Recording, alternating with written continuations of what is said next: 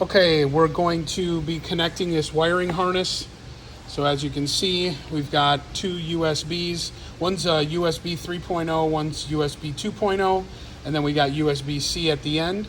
So what Chance is gonna do, and with your Core I/O, you should have got multiple colors, a green, a red, a black, and a yellow.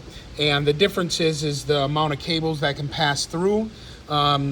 We're going to be passing through one cable in this setup. We're just using the green because we do pass through two cables. But if you only had the C360, you would running into here, you would only need to use the this rubber core that allows you to pass one cable through.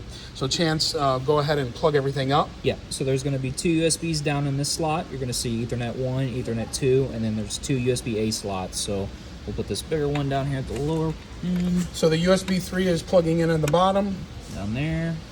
The secondary USB is going to be plugging right above it.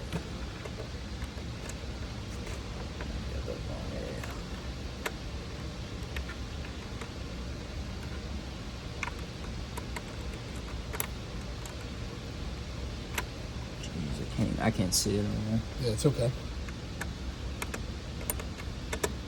There it is. Okay.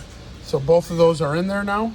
Yep. And then you'll route the USB-C here. You might have to loop this around a couple times. Put it like that. And then this cable would go right along there, out into the cradle. You'll have your mounting cradle right here, and this will plug in directly to that. Okay. So there's how you mount this, and then this piece goes over the top.